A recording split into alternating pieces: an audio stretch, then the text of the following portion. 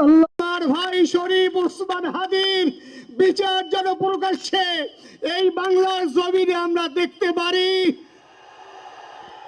ভাইরা আমার, 7-8 দিন হলো, এখনো পর্যন্ত আমরা কিছুই করতে পারলাম না। এই দুঃখে কলিজা ছিঁড়ে যাচ্ছে। আমরা ওসমান হাদির জন্য দোয়া করি, আমরা ওর সন্তান ওর স্ত্রীর জন্য দোয়া করি। ওর সন্তান মাত্র 8 মাস বয়স, গতকালকে যখন ওর কাছে নিয়ে আসছে সবাই বাবাকে দেখাবে ওসমান হাদিকে। আমি বললাম কি লাভ হবে, ও তো কোনোদিন ওর বাবার চেহারা কথা বলতে পারবে না। ওর ছেলে আর কোনোদিন জানবে না যে আমার বাবা কেমন ছিল। ভাইরা আমার, ওসমান হাদি আর ফিরে আসবে না।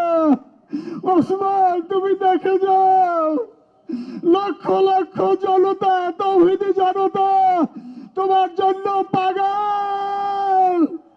ওসমান, তুমি বড় নাই, তুমি আমাদেরকে পাগল বানাই দিয়ে গেছো। আল্লাহর কাছে আমরা সবাই দোয়া করি, আল্লাহ যেন আমার ভাই শহীদ শরীফ ওসমান হাদিকে জান্নাতুল ফিরদাউসের মেহমান হিসাবে কবুল করেন।